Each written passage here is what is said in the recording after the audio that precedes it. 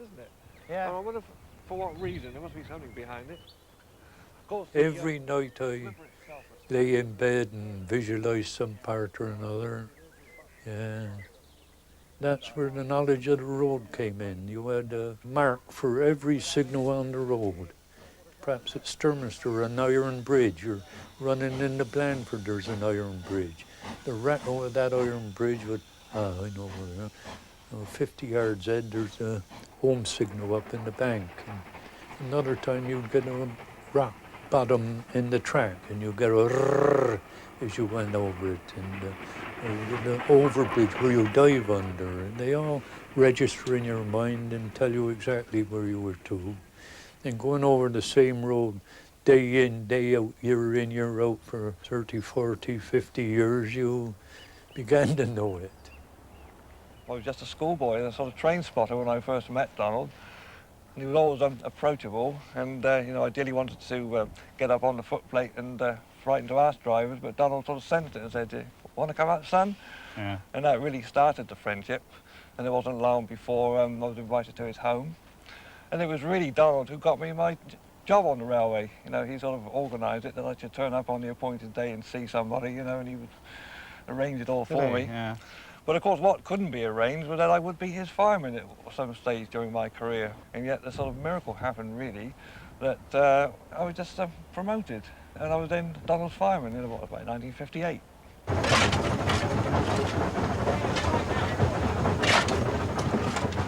The footplate environment is compounded of sort of heat, dirt, violent movement, and nothing is achieved without hard physical effort.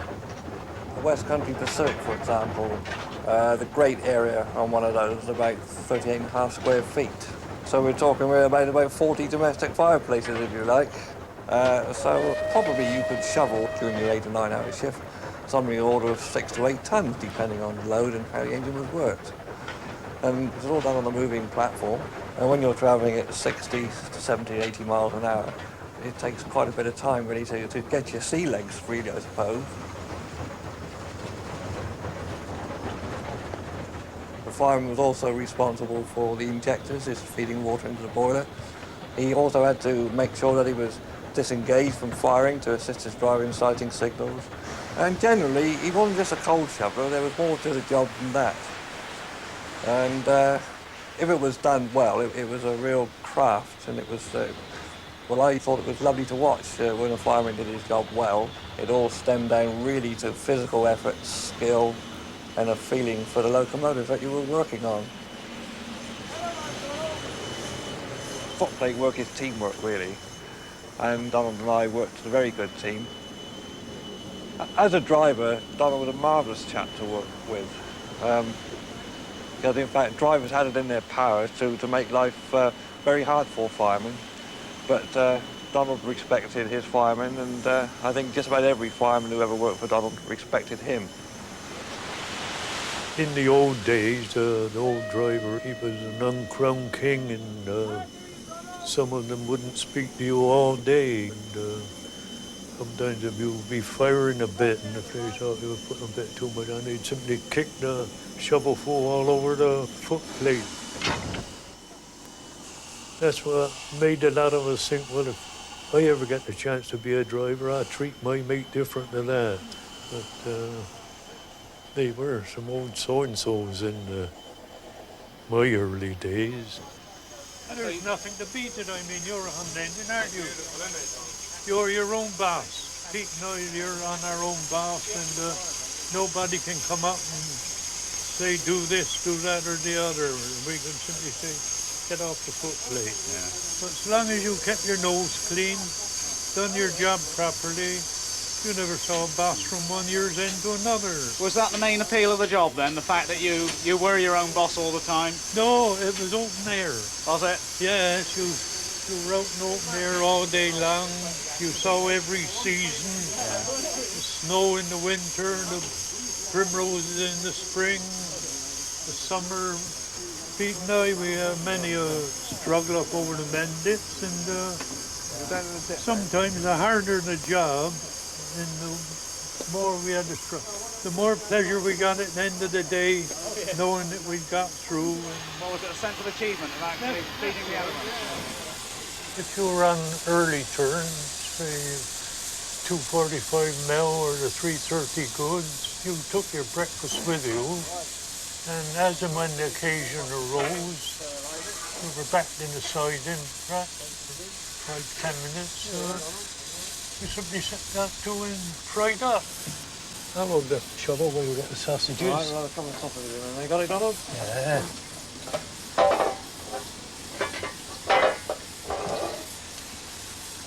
Right. Uh, There you go.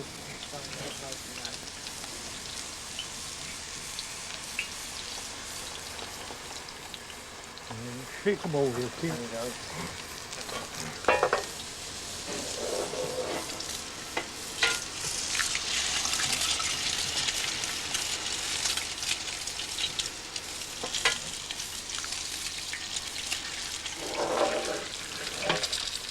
Lovely grub. Get this on a nice frosty morning, and the smell gives you an appetite better than what you had before.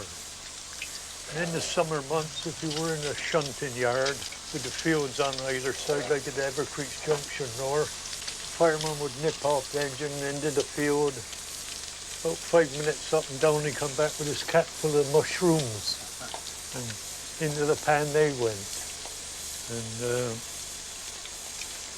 the shunters would be in the cabin having their breakfast, and we'd sit on the engine and enjoy our fry up. We're going to go for a couple of bits of fried bread, didn't we? Yeah, that's right, yeah. Turn them over, they look lovely and brown, Pete.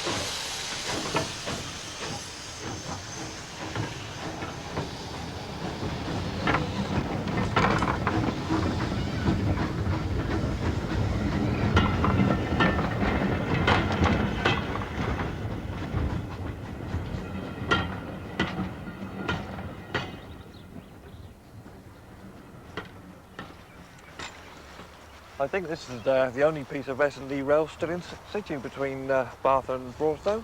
Well, I didn't think there was any, so that's something I've learned. Oh, there you are, look. And I would imagine this is part of the old The old signal wouldn't box, you? yeah. Anyway, you interested? We got to know them over the years, you know, and Charlie, Tom, Dick or Harry, and you never knew them all by surname, but that's the way we used to work with each other. It was very nice too. And it was the same with the permanent waymen. All right, if I ride through the Shillinston with you this morning, driver? Come on, Charlie, come on up. And hello, Don or Peter. There was no, I'm the driver and you're the porter or anything like that. You know, it was a family affair all round. The person that lives here was a victim of the tragedy of this situation. You know, if they'd tried, shall we say, improving the service or some form of dieselisation or better advertising or just something, you know, to try and improve things. Yeah. But nobody tried. It was just left to rumble on, and the feeling was that they wanted it to close. They did. The man who wielded the famous axe, Dr. Beeching, said years later, "People ask me now if I'm sorry I closed so many branch lines, but I'm not. I wish we'd been able to close more." He was in the chemical industry, ICI, soap powders and detergents. Yeah. Instead of electrifying the railways, he electrocuted them. It all happened at such speed, and to people like Donald Beale, who didn't live in a world full of unemployment and redundancies. I felt then like the old coach drivers must have felt when the railways came in, that we were being wiped out and a new form of transport was coming in. When I went up on the last day practically. I was ashamed to be on the railway. It had gone rack and ruin, wicked really. But no, it's all gone and all gone by road. When I started, a railwayman, he was looked up to because he had a job for life. He was never laid off short. And as the 20s rolled on and the slump years came, he was looked up to more than ever. Oh, he works on the railway, he's all right. He would start as a porter, cleaner, and finish up in the general manager's chair. And the thing is now, you can start on the railway, you can rise up so far, and then there's a brick wall. You can't go beyond that. That's for the boys to come in from the universities. Because here we're coming out to Broughton Junction, and what's this, 63.5 miles from Bath it used to be. And where was the actual station then? It was just down here. You can see in the distance the Broadstone Hotel, and the station was just to the right of that. And that was the end of the S&D? That was the end of the S&D. Soon, even the main line, which the S&D joined here at Broadstone Junction, would be torn up. Peter Smith abandoned his boyhood dream and left the railway. Donald would soon retire, but before the team was broken up, he had a parting gift for Peter up his sleeve.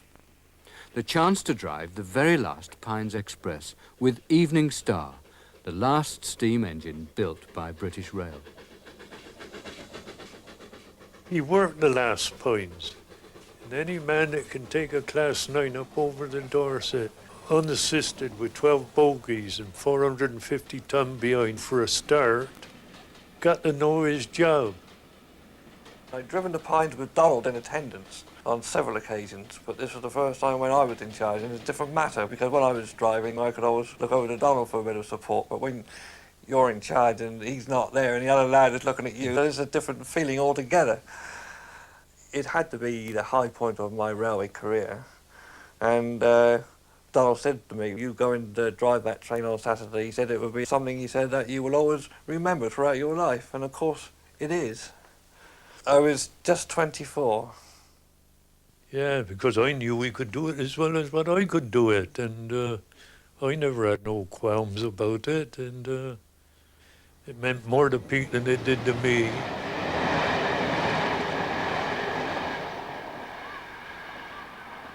Thousands of people from the mill towns of the northwest and from the city of 1,000 trades, Birmingham, got their first glimpse of the sea here. On summer Saturdays, trains loaded with happy holidaymakers poured into Bournemouth from all directions, while last week's visitors went home. By through trains to Manchester, Liverpool, Leeds, Cleethorpes and Sheffield, they wound their way back up the Somerset and Dorset. The railway today stops just short of its old destination and is no more than a siding on the end of a marshalling yard. Bournemouth West Station itself has its own commentary on all that's gone before. It's a road and a car park.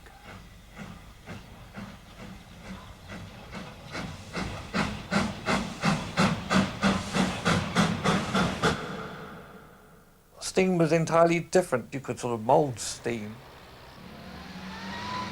You get back, you were proud of what you'd done. You discuss it with your colleagues. You know, we took 500 tons up Parks and Bank today or something, and say, did you? They would relate that to physical effort. They could sort of sense what you've been through. There was this sort of comradeship.